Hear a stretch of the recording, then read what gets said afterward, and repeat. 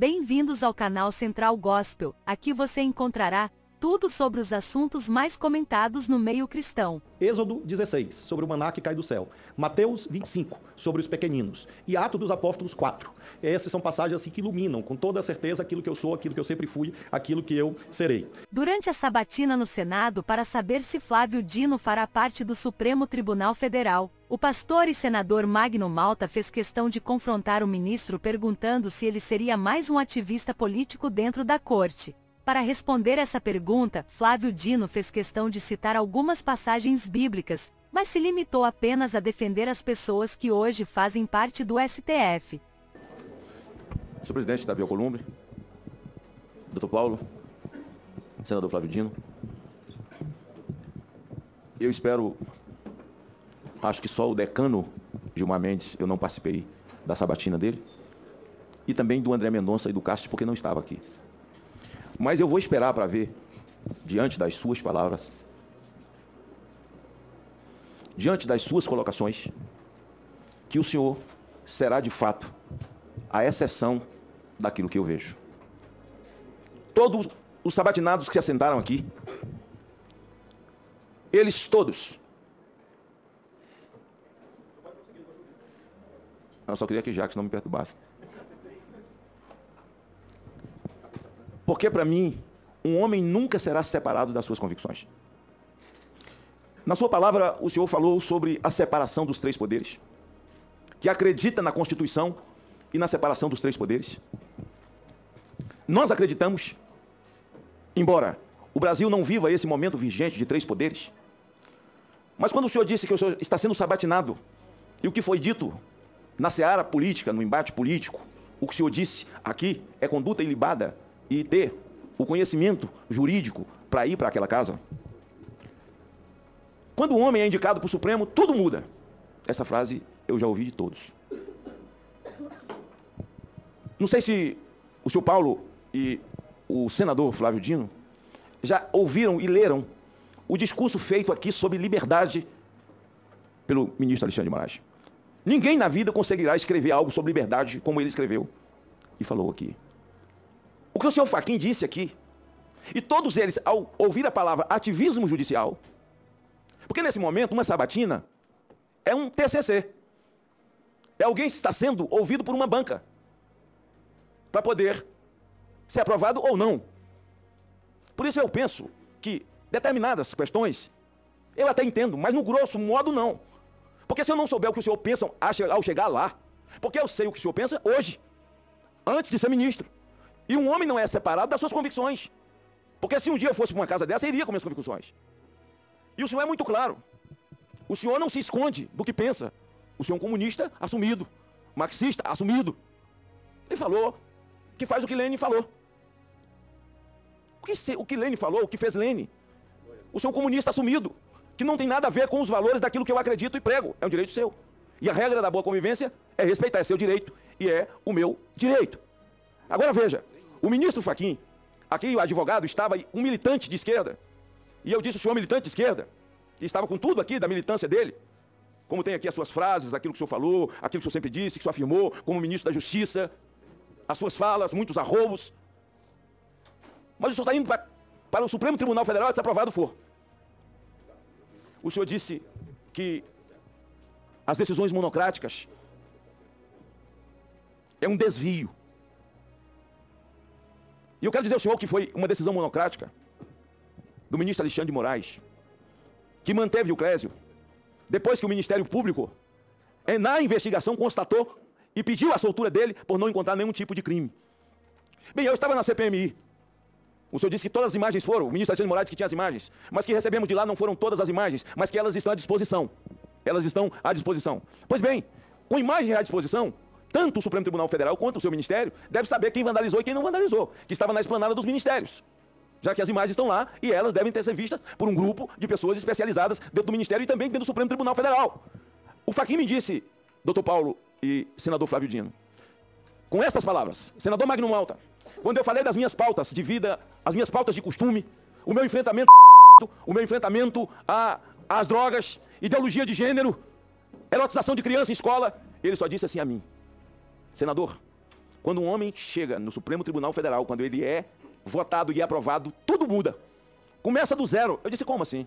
Ele disse, é um novo começo. E eu disse, não, ministro, não se separa um homem das suas convicções. O senhor, uma vez aprovado, irá para o Supremo no lugar de Rosa Weber, que fez questão de declarar o seu voto numa questão que é do Legislativo, que é o debate. O senhor deve herdar mais ou menos 300 processos que ficaram. E entre esses processos que ficaram, que lá estão alguns processos que foram construídos em cima de narrativas e foram parar no Supremo, que envolve o ex-presidente Jair Bolsonaro. O senhor fez analogia do zagueiro, do centroavante e do goleiro. Hoje, no exercício de ministro da Justiça, o senhor tinha uma posição. Lá o senhor terá outra. Eu pergunto, com a minha crença de que um homem carrega consigo as suas convicções, e o senhor nunca se escondeu do fato de ser comunista, e sempre comentou sobre isso, nunca negou para ninguém. E eu disse ao seu relator, de todos que vai ser sabatinado, é o mais claro de todos.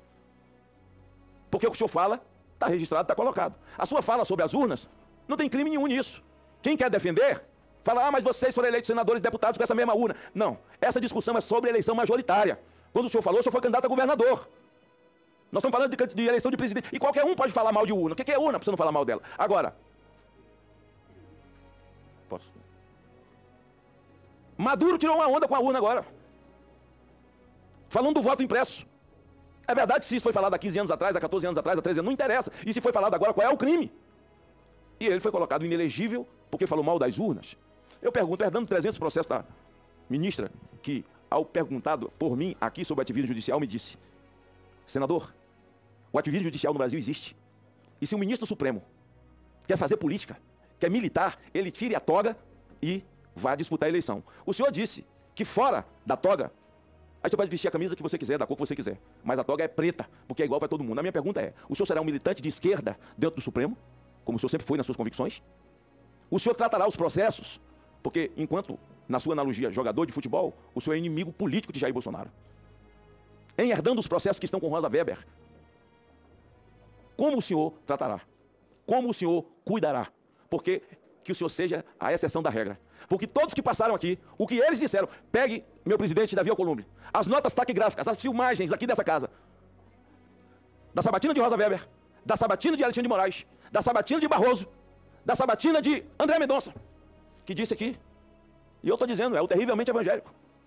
Eu estava aqui de máscara, sem mandato, mas vim trazer o meu apoio. E durante aqueles 4 meses de atraso de Davi, eu batia mesmo de longe. Né? Ele disse na vida, a Bíblia, no Supremo, a Constituição. A primeira oportunidade que ele teve de votar, ele violou o artigo 53 e condenou Daniel Silveira. Não é para cumprir a Constituição? O senhor, ao ser aprovado aqui, o senhor sairá com o título de guardião da Constituição. Eu rogo que o senhor seja a exceção da regra, porque todos que lá estão são militantes políticos.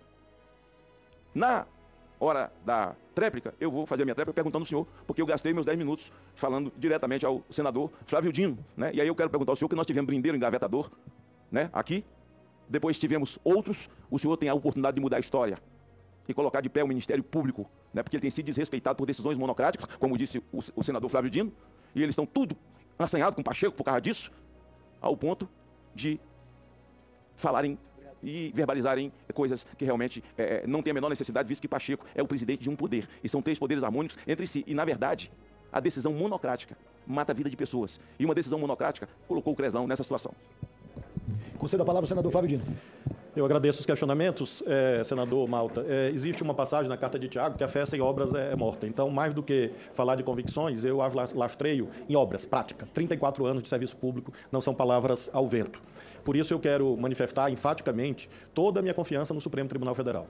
É claro que como instituição humana, ela não é perfeita, mas eu realmente não posso concordar com a ideia de que todos os ministros, todas as ministras que por ali passaram ao longo de décadas e os atuais sejam inimigos da nação. Realmente eu quero dizer que discordo de Vossa Excelência, claro que o senhor tem todo o direito de considerar o que quiser, mas eu realmente tenho como brasileiro muita confiança no Supremo Tribunal Federal como instituição. Como disse Campos Salles, o 4º presidente republicano, é a joia das instituições republicanas. Então, Então, assim, considero e, portanto, remarco essa diferença em relação a Vossa Excelência. Sobre ativismo judicial, em outro momento eu terei assim, o maior prazer de debater com o senhor, porque é um tema que remonta ao início do século XIX. A primeira decisão ativista da Suprema Corte dos Estados Unidos data de 1803, liderada por Chief Justice Marshall, num caso fundamental para a história do direito constitucional. Nós temos decisões ditas ativistas para todos os lados. O senhor sabe que no século XIX, a Suprema Corte dos Estados Unidos legitimou a escravidão. A Suprema Corte dos Estados Unidos, em 1896, consagrou a doutrina dos separados porém iguais, que permitia a segregação racial em escolas. Isso era ativismo. Em 1905, o Estado de Nova York aprovou uma lei limitando a jornada de trabalho dos padeiros em 60 horas semanais. Essa lei foi declarada inválida pela Suprema Corte dos Estados Unidos porque violaria a liberdade de contratação. É uma decisão ativista. Então não há decisões ativistas num só sentido. É um fenômeno realmente bastante antigo e que merece sim análise, até porque isso diz respeito ao elemento fundamental da lógica aristotélica que nós seguimos até hoje do governo moderado, que veio, obviamente, desembocar no pensamento liberal de Montesquieu, Locke e outros que conformaram a teoria da tripartição funcional do Estado. Então, eu terei, assim, o mesmo prazer, porque discuto isso com meus alunos há 29 anos e considero que é um tema de alta importância. Em relação a convicções, na verdade, um juiz, ele não pode sobrepor as suas convicções individuais em relação aos valores plasmados nas leis. Isso é um ditame básico, que emana do nosso sistema jurídico. É claro que não é o juiz boca inanimada da lei de que falava Montesquieu, paradigma oitocentista pós-Revolução Francesa, não. Mas é claro que um juiz tem que controlar a sua subjetividade porque ele não pode ser um ditador. Então, evidentemente, eu considero que convicções pessoais, muitas vezes fiz isso na minha vida de magistrado, 12 anos de magistrado, em vários tribunais, várias cortes. Às vezes você faz o que o da área do direito sabe, que você ressalva o seu entendimento pessoal e diz, acompanho tal posição ressalvando o meu entendimento pessoal. Então, eu afirmo ao senhor que assim fiz durante 12 anos e assim seguirei fazendo, assim como a política ensina. Quando uma lei é votada, nenhum relator impõe a sua vontade. Ele precisa consertar com C, é preciso articular. E por isso mesmo, às vezes, você cede em relação às suas convicções pessoais para aprovar a lei. Então, eu acho que esse é o sistema institucional certo. Sobre convicções, eu creio que o senhor continua lendo a Bíblia. Eu tenho 3 passagens muito importantes que eu vou apenas mencionar e pedir que o senhor leia. Êxodo 16, sobre o maná que cai do céu. Mateus 25, sobre os pequeninos. E Atos dos Apóstolos 4. Essas são passagens assim que iluminam com toda a certeza aquilo que eu sou, aquilo que eu sempre fui, aquilo que eu serei. Para precisar a minha posição sobre decisões monocráticas, para não haver equívoco. É claro que as decisões monocráticas fazem parte, sempre fizeram e sempre farão do sistema judicial brasileiro. Claro, porque você tem um sem número de leis votadas no Congresso que autorizam decisões monocráticas. Eu me referi ao controle de constitucionalidade das leis, sendo mais preciso, a ADI, a DPF e a ADC. Processo de índole objetiva, que faz o controle de constitucionalidade das leis, e aí sim, repito o que eu disse, que decisões monocráticas nessa matéria são excepcionalíssimas, nessa matéria específica. Finalmente, sobre a questão da individualização da pena. Sim, claro, é impossível, à luz do artigo 59 do Código Penal, julgar sem que você examine os atributos que estão lá postos. E assim fiz na minha vida toda, e assim farei se merecer a honra de aprovação desse Senado. Em relação ao tema minha posição é pública, bastante antiga e reiterada em sucessivas entrevistas. Eu, assim como Norberto Bobbio, tenho uma posição jurídica, no sentido de que o sistema jurídico, o sistema legal, pode ser debatido, talvez, no Congresso Nacional. Norberto Bobbio teve uma posição muito restritiva em relação ao direito na Itália. Então, eu não imagino realmente que é caso de uma decisão judicial sobre isso, e sim de um debate no Parlamento. Como o senhor sabe, é claro que esse processo já foi votado pela ministra Rosa e, evidentemente, eu não posso, eventualmente, rever o voto que ela proferiu, respeitável, não há dúvida, mas desconforme com aquilo que, particularmente, eu penso. E vários aqui têm mencionado uma confusão entre adversário político e inimigo pessoal. Eu não sou inimigo pessoal de rigorosamente ninguém. Tanto é que a bancada federal do Maranhão, todos os partidos políticos, inclusive o seu, todos os parlamentares do seu partido, assinaram uma nota em meu apoio. Então eu não cultivo inimigos pessoais. Falam, o Bolsonaro, etc. Eu almocei com o presidente Bolsonaro no Palácio do Planalto. Ele me convidou e eu almocei com ele. Foi um almoço normal. Então, eu tive em várias reuniões com Sua Excelência. Era o presidente da República e governava um Estado. Uma coisa é adversários políticos. Sim, o senhor já foi em algum momento meu aliado político. Nós dividíamos juntos relatorias, eu na Câmara e o senhor no Senado.